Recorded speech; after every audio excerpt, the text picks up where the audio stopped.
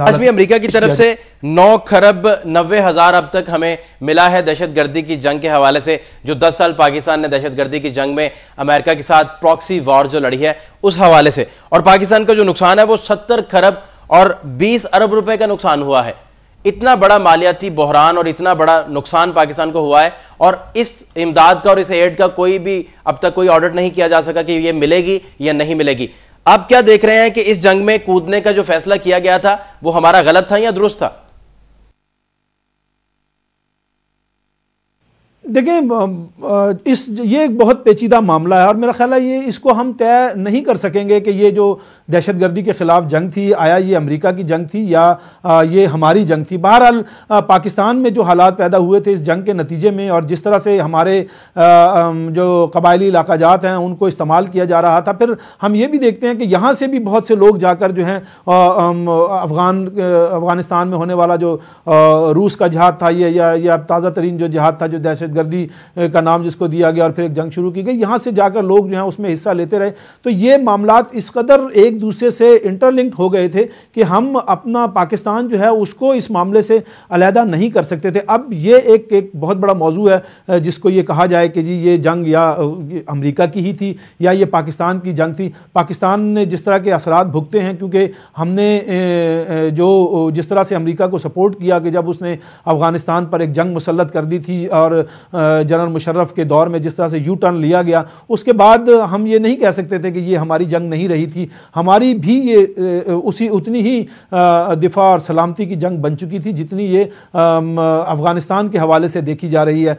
तो और फिर इसमें जो अभी आपने ज़िक्र किया इमदाद के हवाले से, मुख्तलिफ़ मदाद में जो अमेरिका की जानिब से पाकिस्तान के साथ वादे किए जाते रहे, जो इमदाद की दी जाती रही, उसमें यकीनन ये फिगर्स सामने आई हैं। और ये फिगर्स आज ही सामने नहीं आई, बल्कि ये तो बहुत अरसे से इन पर डिस्कशन चल रही है। लेकिन हमारे अरबाब इख्तियार जो हैं उन्होंने कभी भी जुर्रत और हिम्मत का मुजाहरा नहीं किया था कि वो अमेरिका से इस इशू पर बात करते कि अमेरिका ने अगरचे हमें इस जंग में मुलव्विस किया, लेकिन इसके एवज हमें दिया क्या है।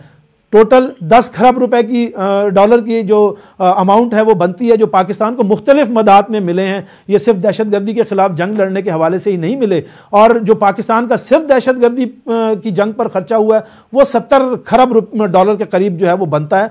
तो इससे आप अंदाज़ा लगा लीजिए कि कितना बड़ा नुकसान पाकिस्तान को इस जंग में, अगरचे झोंका अमेरिका की जानिब से गया था हमें, और ये जंग भी अमेरिका की जानिब से हम पे मुसल्लत की गई थी, और फिर इसको पाकिस्तान की जंग बना दिया गया था। पाकिस्तान को मजबूरन ये जंग लड़ना पड़ा अपने इलाकों के दिफा के लिए, अपने इलाकों से दहशतगर्दी को पाक करने के लिए।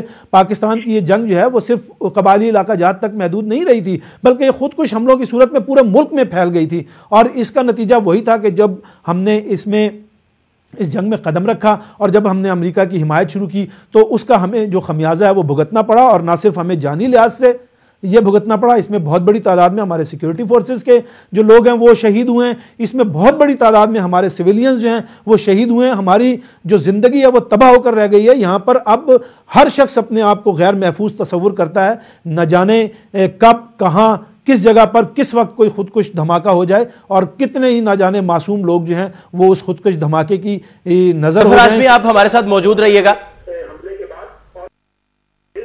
हमले के बाद। और हमने बहुत हिलजुल देखी अपनी वफाकी हुकूमत के अंदर भी, अपने दिफाई इदारों के अंदर भी, और ये फ़ौज की जानिब से ये कहा गया कि अब कोई अगर ड्रोन तैयारा यहाँ पाकिस्तान में आया, ड्रोन अटैक हुआ, तो उसको निशाना भी बनाया जा सकता है। लेकिन सद अफसोस कि ना तो अब तक हम अपनी अमेरिका से खारजा पॉलिसी को तय कर पा रहे हैं, उसको छोड़ दिया गया है पार्लियामेंट के ऊपर कि पार्लियामेंट जब फैसला करेगी। अब पार्लियामेंट का इजलास जो है वो 2-3 दफ़ा जो है उसकी तारीख में तोसी की जा चुकी है, ना वो इजलास हो रहा है, और ना ही हम ये देख रहे हैं कि उसके बाद फिर एक दफा ड्रोन अटैक्स जो हैं वो शुरू हो चुके हैं, और हमने अब तक किसी ड्रोन तैयारे को ज़फर आशमी आप हमारे साथ मौजूद रहिएगा। आपको बताते चले नाज़रीन के सईद कैसर इकबाल के पास चलते हैं, उनसे बात करते हैं। बॉयलर इशू पर तो हम बात कर रहे थे, और जिसे अल्लाह रखे उसे कौन चखे। 47 घंटे बाद एक ऐसे शख्स को बीच में से निकाला गया जिसे अल्लाह ताला ने ज़िंदगी अता की, और जितने भी लोगों ने और मीडिया ने उस मंजिल को वहाँ देखा, उन्होंने खुदा ताला के हाँ शुक्र अदा भी किया कि खुदा ताला जिसे चाहे इज़्ज़त देता है, जिसे चाहे ज़िल्लत देता है, और जिसे चाहे ज़िंदगी देता है, जिसे चाहे मौत देता है। लेकिन जिंदगी मौत खुदा तआला के हाथ में जरूर है, लेकिन बहुत सारे फ़राइज़ हैं वो इंसानों के हैं और गवर्नमेंट्स के हैं, और बहुत सारे मामलात को बेहतर तरीके से गुड गवर्नेंस और इस्लाहात को बेहतर बनाने के लिए जितनी भी बिल्डिंग्स हैं उन्हें बेहतर बनाना भी इंसानों का जो है वो फ़र्ज़ है। सईद कैसर इकबाल से हम पूछते हैं कि लाहौर में मजीद कितनी ऐसी इमारतें हैं जो नाजायज़ हैं, जिन्हें डिक्लेयर किया जा चुका है कि इन्हें गिरा दिया जाए, इन्हें मुनहदम कर दिया जाए, लेकिन अभी तक हुकूमत का जो पहिया है, हुकूमत की जो मशीनरी है, वो उस तरफ बिल्कुल नहीं बढ़ी। और कौन से ऐसे हाथ हैं जो उन इमारतों को मुनहदम होने से अभी तक रोके हुए हैं? जी सईद कैसर इकबाल, लाहौर में मजीद कौन सी ऐसी नाजायज़ इमारतें हैं और कितनी बड़ी तादाद में हैं? फ़हद, सूरत हाल जो है ना, इसके हवाले से कुछ इस तरह से है कि लाहौर में पहले तो मैं आपको ये बताता चलूँ कि लाहौर में पूरे पंजाब के हवाले से वज़ीर आला पंजाब ने जो ऑर्डर्स जारी किए हैं वो ये जारी किए हुए हैं कि किसी भी गुंजान आबादी में, किसी भी ऐसे मोहल्ले में, किसी भी ऐसी जगह पर जहाँ पर लोगों की रहाइश है, रहाइश पजीर हैं, वहाँ पर कोई कमर्शियल प्लाजे, कोई कमर्शियल बिल्डिंग जो है वो नहीं बननी चाहिए। राइट। लेकिन इसके बावजूद इस बात को, इन अहकामात को गवर्नर पंजाब, वज़ीर आला पंजाब जो हैं, उनके इन अहकामात के ऊपर DCO लाहौर जो कि उनके अंडर काम कर रहे हैं, उसके बाद मुतलका MPA और MNA उस इलाके के, जिसको मैं अभी निशानदेही करता हूँ, और वहाँ की पुलिस, जिसको ऑर्डर जारी किया गया है कि अगर कोई ऐसी सूरत हाल सामने आए तो फौरी तौर पर मुतलका लोगों के खिलाफ मुकदमा दर्ज कर दिया जाए। बिल्कुल सही, ठीक है जी।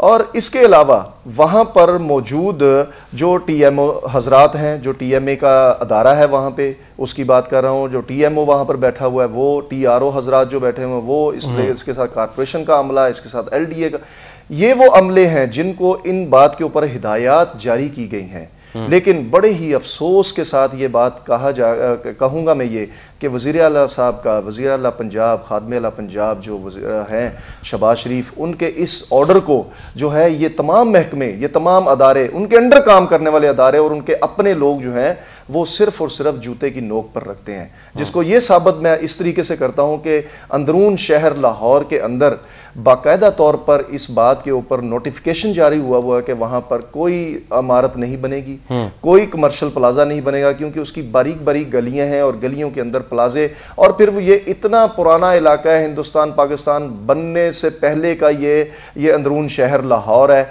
जहाँ पर उस वक्त की ईंटें, टाइलें और उस वक्त की ये जो सिलसिला बना हुआ है, वहाँ पर बोसीदा इमारतें भी बहुत ज़्यादा हैं, इसलिए वहाँ पर ऑर्डर जारी किए गए कि ये काम नहीं। लेकिन बड़े अफसोस के साथ ये कहूँगा कि आज भी रात को लोग वहाँ पे काम शुरू करते हैं 10 बजे के बाद, रात को 10 बजे के बाद ये लोग इमारतों का काम करते हैं। और मैं एक बात आपको ये बताता चलूं कि लाहौर के अंदरून शहर के अंदर वो सुरंगें निकाली गई हैं, जिसको इंशाल्लाह हम अगले अपने किसी प्रोग्राम में दिखाएंगे, उसकी फुटेज भी दिखाएंगे, उन लोगों के बारे में बताएंगे।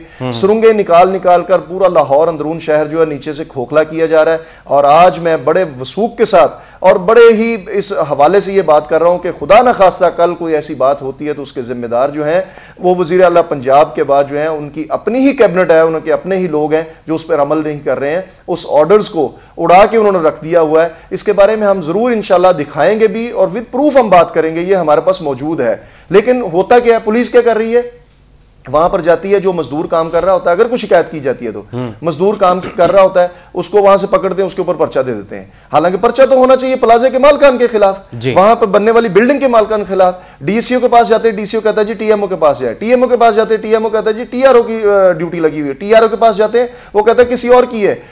उस इलाके का प्रोग्राम का वक्त खत्म हो रहा है। पुलिस का जो एसएचओ है वो 2 लाख रुपया महीना लेता है इस हवाले से। सैयद कैसर इकबाल, क्लोजिंग नोट्स के लिए आपके पास हम दोबारा आएंगे। जफर हाशमी, एंड पर यह बताइएगा कि क्या आज डेडलॉक खत्म होने के इम्कानात हैं 20वीं आईनी तरमीम के हवाले से?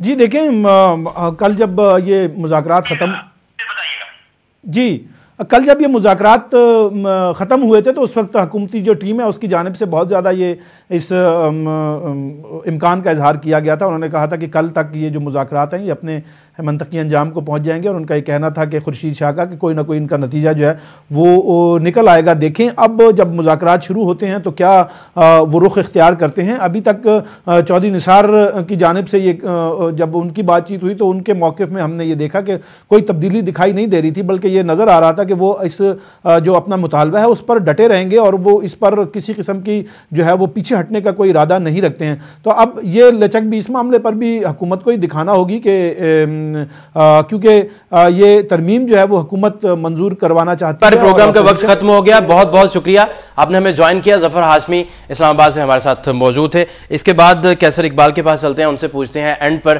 कि बॉयलर वाले इशू पर मुख्तसर हमें वो ये बताएं कि क्या जिम्मेदारान जो हैं उनका तयन हो पाएगा या नहीं। सैयद कैसर इकबाल, फरमाइएगा कि जिम्मेदारान जो हैं उनका तयन क्या मुमकिन है?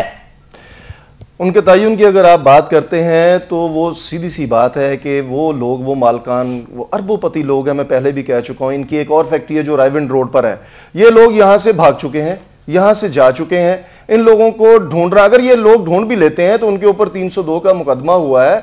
वो सब कुछ खरीद सकते हैं जैसे वो पहले खरीद कर ये फैक्ट्री चला रहे थे, अब भी वो इसी पैसे को इस्तेमाल करेंगे और इन लोगों को जो है वो दिलासे दिलूसे दे के गवर्नमेंट जो है वो भी दिलासे दे देगी 5 लाख 3 लाख रुपए का, जैसे डेंगी में PIC में लोगों की लाशों के ऊपर किया गया, सियासत की गई, इसी तरीके से इसमें सियासत हो जाएगी और वो लोग भी इसी तरीके से पकड़े नहीं जाएंगे, पकड़े भी गए तो छूट जाएंगे। सैयद कैसर इकबाल, ब्यूरो चीफ लाहौर, हमारे साथ मौजूद थे। आपने हमें ज्वाइन किया, बहुत शुक्रिया। जाते जाते आपको बताते चलें कि तौहीन अदालत इंट्रा कोर्ट अपील के हवाले से वज़ीर-ए-आज़म यूसुफ रज़ा गिलानी के जो कंटेम्प्ट ऑफ कोर्ट थी उसके मुतालिक जो दरख्वास्त है उनके वकील एतजाज़ आसिन ने सुप्रीम कोर्ट में दरख्वास्त जो है वो जमा करवा दी है ताकि उस पर नजरसानी की जा सके और दोबारा से इंट्रा कोर्ट अपील उनकी तरफ से की जा सके। वज़ीर-ए-आज़म की फ़र्द जुर्म आयद करने के खिलाफ सुप्रीम कोर्ट में दरख्वास्त जो है एतजाज़ आसिन ने जमा करवा दी है।